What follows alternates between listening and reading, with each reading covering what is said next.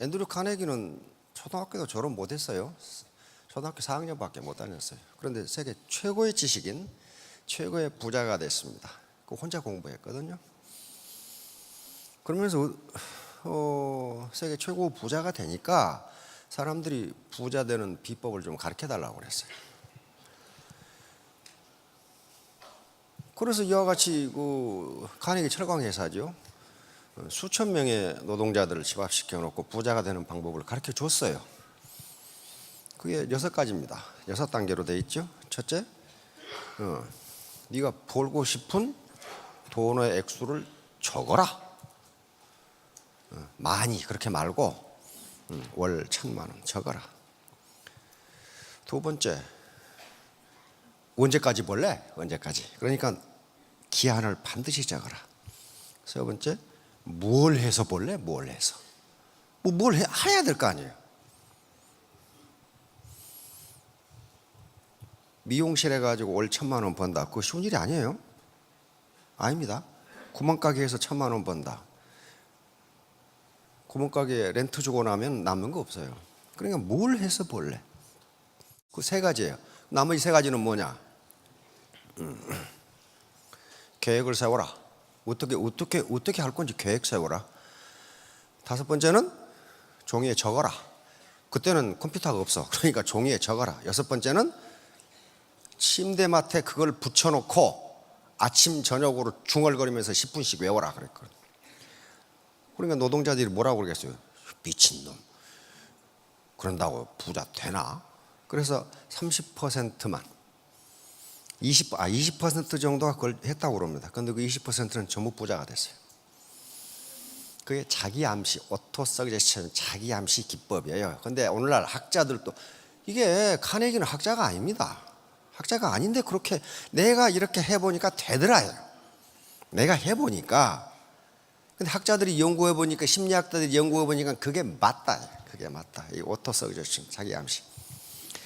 자, 제가 지금 계속 강의하려고 하는 게 이 자본입니다. 이 자본. 다른 건 다 잊어버리시더라도 이 자본이에요. 자본, 캐피탈. 사람은 자기는 모르는데 몸에서 채취가 납니다. 채취나죠. 채취는 뭘 먹었느냐에 따라서 그 채취가 결정된다고 합니다. 의학자들이 의하면 마늘을 먹으면 마늘 냄새가 난다. 그러니까 뭘 먹느냐에 따라서 채취가 결정되는데 먹는 건 꼭 입으로만 먹는 게 아닙니다. 눈으로도 먹고 귀로도 먹고 여러 가지, 특히 마음으로도 먹는단 말이에요.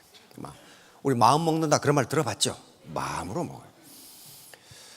그래서 옛날 고전 논어에 보면은 아이를 가지면은 나쁜 것은 보지도 말고, 나쁜 소리는 듣지도 말고, 나쁜 음식은 먹지도 말고, 그런 말들이 있어요. 그 말은 무슨 말이에요? 또 악한 마음은 먹지도 말고. 이 아이가 영향을 받는다는 거예요. 먹는 건 옛날 어른들부터 먹는 건 입으로만 먹는 게 아니고 눈으로도 먹고 귀로도 먹고 마음으로도 먹고 머릿속으로도 먹고, 그 먹는 것이 나의 채취로 나타난다. 그런 말, 채취. 인복이 있다는 건 무슨 얘기냐면요, 그 사람 몸에서 향기가 난다 그런 말이에요. 향기가 나야 벌나비가 모여들어요. 향기가 나야 모여든다고. 그러면 그 사람은 평소에 좋은 걸 먹었다 이 말이에요. 눈으로 먹고 귀로 먹고 입으로 먹고 특히 마음으로 먹는 게 향기가 나요.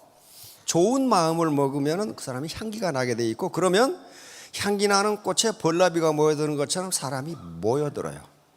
모여든다고. 모여드는 것은 2가지가 있어요. 향기 나는 꽃에 벌나비가 모여들듯이 썩은 냄새가 나면 모여드는데 파리, 바퀴, 빈대, 진해 이런 것들이 모여들어요. 다시 말하면 돈 썩는 냄새, 권력 썩는 냄새가 나면은 많은 사람이 모여드는데 그런 것들이 모여들어. 물것들이 모여들어. 그래서 그 썩은 냄새가 끊어지면 어떻게 돼요? 어디론가 사라져버려요. 그러나 향기가 나서 벌나비가 모여들면은요, 반드시 씨가 맺히고 열매가 맺혀요. 여러분 주변에는 벌나비가 모여들어야 되겠죠. 그래야 수당이라는 씨와 열매가 맺게 돼 있어요. 꿈을 가지면 실현된다고 그랬어요. 그렇죠? 근데 꿈이 그것이 몽상이 되어서는 안 됩니다. 꿈은 그것이 구체적인 계획과 목표 그리고 실행을 동반할 때 그것이 꿈이 되는 것이지, 막연하게 내가 대표 축구 선수가 돼야지 그렇게 한다고 해도 되는 건 아니에요. 그건 몽상이에요. 그러려면 어떻게 해야 돼? 매일 연습을 해야 돼요. 그렇죠? 매일 연습을 해야 하고 몸을 관리해야 되고 그렇단 말이에요. 그때 그 꿈이 이루어져요. 그때 그 꿈이 이루어집니다. Dream comes true. 꿈은 이루어진다. 꿈은 이루어지는데 이 드림이 돼요. 드림이 아니고 몽상이 되면은요, 일루전이 되면은 그건 꿈이 아니에요. 누구를 리드하는 리더보다 리더가 시키는 대로 하는 팔로워가 훨씬 마음은 편합니다. 리더는 밤잠을 못 자요. 뭔가 크리에이티브한 걸 생각해야 되고, 그러니까 없는 길을 만들어 가야 되고. 근데 혹시 여기 나는 평생 쫄병으로 사는 게 편하다 그러신 분 안 계시죠? 왜냐하면 운명적으로 애터미 사업에서 멤버는 쫄병으로 살기는 걸렸단 말이에요. 내 밑에 파트너가 있는데 내가 왜 쫄병이냐 그 말이에요. 나를 중심으로 항상 이게 나예요. 나 위에 뭐 있는 거 생각하지 마시고 이게 나라고요. 이게 자아라, 자아. 자. 그러니까 요게 자본인데요. 요게 자본인데, 이렇게 자본 이게 사람이 모여들어야 돼요. 모여들어야 되는데 그러려면 향기가 나야 된다. 그러니까 그 사람이 인복이 있다. 그 말은 그 사람 주변에 많은 인재들이 모여든다 그런 말이에요. 모여들 만한 이유가 있을 거 아니에요. 그래서 우리는 뭘 먹느냐에 따라서 냄새가 나는데, 냄새를 우리 독소가 쌓인다고 그러죠. 몸에 독소가 쌓이는 걸, 독을 빼내는 걸 뭐라고 그래요? 디톡스라고 그러죠. 디톡스, 독을 빼내다 그 말이에요. 이건 디톡시피케이션의 약자입니다. 독의 배출이야. 독의 배출인데, 이건 뭐 좋은 음식을 먹고 또 좋은 물을 마시고 그러면 몸에 독은 빠져요. 그러나 귀로 듣고 눈으로 보고 입으로 말한, 또 마음 먹은 그 독소는 좋은 물을 먹는다고 빠지는 거 아니에요. 그렇죠? 마음의 디톡스가 더 중요하단 말이에요. 마음의 디톡스, 마음의 독을 빼내지 않으면 역시 썩는 냄새가 계속 나. 아무리 좋은, 입으로 먹는 것은 좋아. 그런데 마음으로 먹은 그 나쁜 것들이 나가지 않으면 계속 썩는 냄새가 난단 말이에요. 그러면 역시 쥐떼, 파리떼, 모기떼밖에 모여들 게 없어요. 그러면 이제 마음의 디톡스를 하는 방법이 뭐냐 하는 것이 이제 자본 형성과 가장 크게 관계된단 말이에요. 이게 나가 있으면 이렇게 사람이 모여들어야 되는데, 이게 어떤 사람이 모여들어야 되느냐? 벌나비 같은 사람이 모여들었단 말이에요. 벌나비가 와서 화분을 꽃가루를 이렇게 날라주고 하면은 그 밑에 열매가 계속 맺어. 열매가 계속 맺는단 말이에요. 계속 맺어서 결국 이 소셜 캐피탈이 엄청나게 커진다. 엄청나게. 항상 다른 건 다 잊어버리셔도 내가 가진 자본을 어떻게 누릴 것이냐. 가장 좋은 방법은 부모로부터 물려받으면 제일 좋아. 부모로부터 물려받으면 제일 좋아. 압구정동에 상가 한 채를 물려받으면 여기 앉아 계실 필요 없어. 그런데 그것도 자기 인적 캐피탈, 휴먼 캐피탈을 쌓지 않으면요, 얼마 못 가서 거덜나고 국가에서 주는 콩밥 짜시고 계셔. 그러니까 사람 인자가 이렇게 됐다고 그랬죠. 이렇게 됐다고 그랬는데 요건 항상 삐딱하게 돼 있어요. 이거 외적인 거예요. 외적 자아란 말이에요. 이게 겉으로 나타난 나야. 겉으로 나타난 난데 이건 항상 삐딱해. 왜? 인간은 자존심을 가지고 있으니까 자존심을 건든다거나 그러면 어때요? 몽둥이 들고 패죽이고 싶단 말이에요. 이렇게 돼 있어. 그런데 이게 돈이 많아지고 권력이 많아지고 직급이 상승하면은 이 외적 자아가 커져. 이렇게 커져 이만큼 커져. 외적 자아가. 내가 로얄인데 내 말 안 들어? 안 들으면 놓고 갈 거야? 으딱 놓고 간다는 거야. 이거 으다가 놓고 갈 거야? 응? 아니 파트너들이 그렇게 저한테 호소해요. 그런 말을 하더라. 내가 놓고 간 놈 중에 잘된 놈 하나도 없어. 내 말 안 들으면 놓고 갈 거야. 그러니까 그 말은 무슨 말이냐면은 직급이 올라가고 소득이 오르고 권력이 많아지면 외적 자아가 커져요. 이게 나쁘다 그게 아니고 이게 인간의 본성이에요. 인간의 본성이에요. 문제는 요게 외적 자아가 이렇게 커졌는데 내적 자아, 요게 내적 자아예요. 내적. 나라는 인간의 교양이라든가 인격, 인품, 덕성이 이 모양이 있으면 어떻게 이게 서 있겠어요? 부러지겠어요? 이게 부러져 버려요. 부러지면 어떻게 됩니까? 땅바닥에 처박혀. 땅바닥에 처박힌다고요. 이게 커진 것만큼 이게 커져야 요 외적 자아를 내적 자아가 받쳐지기 때문에 이렇게 서 있다고요. 근데 제가 이쪽 다리는 엄청나게 커졌어. 근데 이쪽 다리가 안 커져. 그럼 어떻게 돼? 삐딱하게 이렇게 됐다가 나중에는 땅에 처박혀. 그게 지금 사회 현상이에요. 지금 우리 직급자들요 굉장히 바쁩니다. 진짜 바빠요. 강의 요청이요 얼마나 많이 올려요. 우리 센터에서 강의 좀 해주세요. 우리 센터에 강의 좀 해주세요. 저하고 미팅 좀 해주세요. 이 상담 좀 해주세요. 그런데 누구한테 그걸 요청을 하겠어요? 이 내적 자아가 큰 사람한테만 그래. 이게 없이 이건 커졌는데 이게 이렇게 있는 사람은요 오라는 데가 없어. 가겠다 그러면 아니요 안 오셔도 됩니다. 안 오셔도. 이게 내적 자아예요. 그럼 어떻게 돼요? 이게 소외라고 하는 겁니다. 소외. 완전히 아웃사이더가 돼버려. 거기서 아무리 직급이 올라가도 그게 무슨 보람이 있어요? 아무도 내 강의를 듣고 싶은 사람이 없어. 아무도 내 말을 들을 사람이 없어. 가서 얘기해 주겠다는데도 아니요 안 오셔도 됩니다. 이렇게 된다면은 어떻게 되겠냐고. 그래서 요 내적 자아를 기르는 게 자본 축적이에요.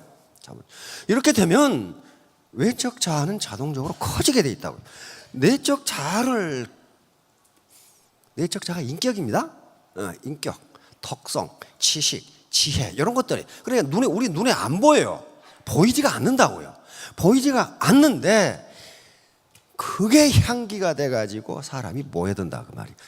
그러니까 요게 커지게 하려면은 디톡스를 해야 된다. 디톡스 중에 가장 중요한 건 마음의 디톡스란 말이에요.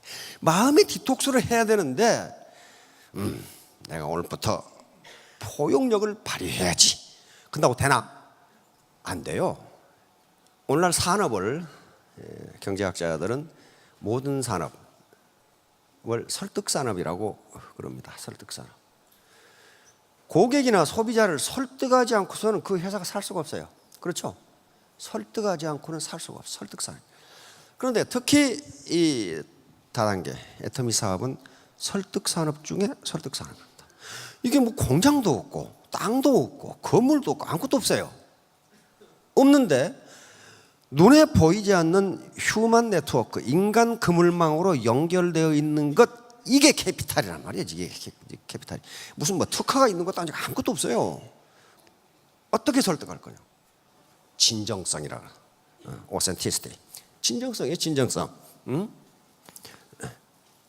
이거 하나만 오센티시티. 진정성이. 그런데 지금부터 2300년 전에 아리스토텔레스가 수사학이라는 책을 썼어요. 수사학 중에 인간을 어떻게 설득할 거냐. 인간을 거기에 설득의 3요소가 있다 그랬단 말이에요. 설득의 3요소. 근데 그 아리스토텔레스가 수사학에서 제시한 설득의 3요소는 지금까지 변함이 없어. 학자들이 맞다. 그리고 많은 실험에 의해서 맞다. 그게 맞다. 설득의 3요소가 첫 번째가 로고스예요. 로고스는 논리적 설득이야. 논리적 설득. 이성에 호소하는 거예요. 이건 절대 제품, 절대 가격이다. 우리 화장품 6종은 뭘 500배를 넣어서 100배가 좋다. 그런데 그 논리적 근거는 뭐다? 동영상을 봐라. 논리적이 아니에요. 그 설득자가 지어낸 말이 아니에요. 그렇죠? 이미 과학자들이 연구했고 뉴스에서 보도한 거니까 논리적으로 맞단 말이야. 논리적으로 안 맞는 말 하면 어떻게? 그 사람 잡혀가. 그렇죠? 허위 과장 광고로 잡혀간다고. 그 논리적 설득이에요. 논리적으로 말이 맞아야 돼. 그 말이. 특히 우리 한국인들의 교육 수준은 세계 최고예요. 그걸 인간 개발 지수라고 하는데 0.82 이상이면 교육이 가장 잘 된 걸로 봤는데 우리는 거의 0.9에 가까워. 그러니까 세계 최고의 국민 교육 수준을 가지고 있기 때문에 논리적으로 말이 안 되는 것은 통하지가 않는다 그 말이에요. 그런데 이 로고스가 설득에 기여하는 비중은 몇 퍼센트나? 10%. 10%밖에 안 돼요. 10%. 아리스토텔레스가 이렇게 했는데 지금 현대 학자들이 실험을 해보니까 맞더라 이거야. 이게 맞더라는 거예요. 두 번째가 파토스예요. 두 번째가 파토스. 파토스는 감성에 대한 호소야. 감성. 아무리 논리적으로 맞아도 앞에 앉은 여자가 기분 나쁘면 안 산다 그런 말이야. 뭐 보니까 인상이 기분 나쁘게 생겼어. 안 사. 상대방이 지금 예를 들어서 어떤 피부병이나 아토피로 고생하고 있다. 지금 기분이 굉장히 안 좋은 상태인데 꼭 해모임은 아니지만 요게 아토피에 효과가 있다. 이건 설득하는데 감성에 호소하는 거예요. 그것이 논리적으로 맞느냐 안 맞느냐는 그건 두 번째 문제예요. 그래서 이 파토스가 설득에 기여하는 비중이 30%예요. 30%. 나머지 60%가 있어요. 60%가 에토스라고 하는 겁니다. 에토스는 인격적 신뢰예요. 그 말하는 사람을 내가 믿을 수 있느냐 하는 거예요. 인격적 신뢰. 이게 바로 제가 이야기하는 그 몸에서 나는 향기란 말이에요. 다시 말하면 진정성이 있느냐 하는 문제예요. 오센티시티가 있느냐 없느냐 하는 문제예요. 이것이 60%라는 거예요. 이것이 그 사람은 말을 잘하느냐 뭘 하느냐 이 회사가 논리적으로 그게 맞는 거냐 값이 싼 거냐 절대 제품인 하는 것은 설득에 차지하는 비중이 10%밖에 안 된다. 미국 경영학자들이 실제로 조사를 했더니 이렇게 되더라는 거예요. 이렇게 되더라는 거예요. 다시 말하면 세일즈맨이 세일즈에 성공할 수 있는 확률을 조사한 거예요. 어떻게? 그런데 외모가 80%를 차지하시더랍니다. 외모. 그 외모라는 것은 잘생기냐 못생기냐 그런 게 아니에요. 이 사람은 매너라든가 말하는 태도라든가 말의 진정성 이런 것이 믿을만 하냐 이 사람을, 이 세일즈맨을 그런 거예요. 그리고 제품의 질이라든가 회사의 인지도는 10% 미만이다라는 거예요. 우선 나에게 회원 가입하라 이 물건을 사라 한 그 사람을 내가 인격적으로 믿을 수 있느냐 하는 게 80%를 차지하더라는 거예요. 믿을 수 있는 사람이냐. 외모가 잘생기고 못생기고 문제가 아니고 어떤 사람은 보면은 꼭 사기꾼처럼 생긴 사람이 있어요. 그것은 뭐 때문에 그래요? 그렇게 살아와서 그래요. 그 사람이 그런 걸 마음으로 먹고 있기 때문에 그 사기성이 얼굴로 나타나는 거란 말이에요. 그래서 이렇게 되니까 내적 자아, 이 내적 자아를 키우지 않으면 안 된단 말이에요. 그래서 이렇게 지금 있다면 요게 애터미 사업을 하다 보면 이게 커진단 말이에요. 이렇게 이게 외적인 자아가 점점 커져요. 직급도 올라가고 수당도 올라가고, 직급 올라가고 수당 올라가면 그것보다 먼저 더 올라가는 게 콧대가 올라가기 시작해요. 콧대가 올라가기 시작해가지고 그 다음에 어떻게 되느냐, 목이 빳빳해지기 시작해. 이게 잘 안 돌아가 이게. 그런데 이게 내적 자아가 그걸 받쳐주지 못하면 이게 무너져 버려. 땅바닥으로 떨어져 버려. 우리 애터미 사업 같으면 라인이 무너져 버려. 커지를 않아. 무너져 버려. 그냥 무너져 버려요. 그리고 지금 사회적으로 일어나고 있는 여러 가지 나는 새도 떨어뜨리던 권력과 돈을 가진 사람들이 이게 안 돼가지고 최단 무너져 버리잖아요. 최단 무너져 버려. 무너져 버려. 그래서 요걸 키우라고 하는 게 자본이에요. 자본. 유학에서는, 논어에서는 학문을 두 가지로 나눕니다. 하나는 위기지학이라는 것이 있고요, 위기지학. 하나는 위인지학이라는 것이 있어요.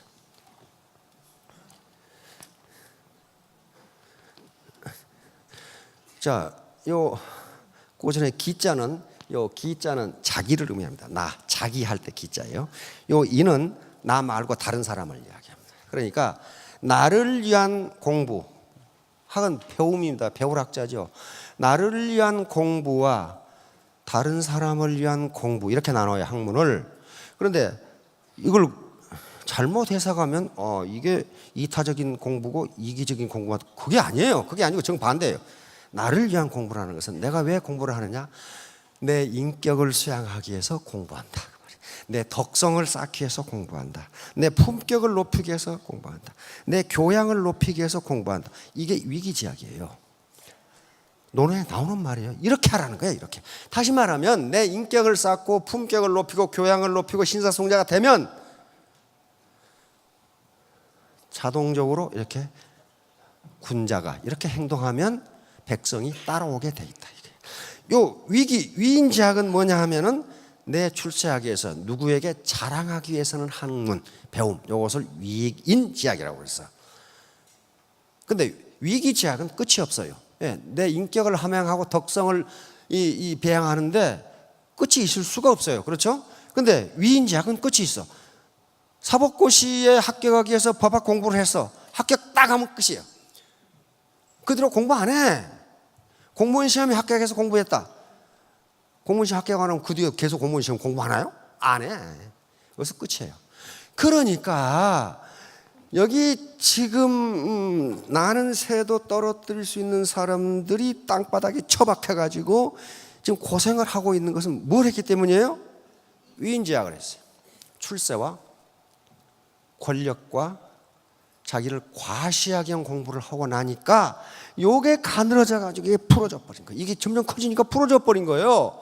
위기지학을 하면은 내가 애터미에서 뭘 배우고 논어에서 뭘 배우고 그 어떤 격언이나 이 명언에서 뭘 배우는 것이 나의 인격 수양과 덕성 함양 그리고 신사숙녀가 되기 위한 것이었다면 이게 점점 커져서 그 사람한테서 향기가 나게 돼 있단 말이에요. 이게 위인지학을 하면은 썩는 냄새가 나요. 권력 썩는 냄새, 돈 썩는 냄새가 나요. 그래서 많은 사람들이 그 주변에 모여드는데 나중에 다 도망가고 없어. 저놈이 시켜가지고 했다고 다 도망가고 없어.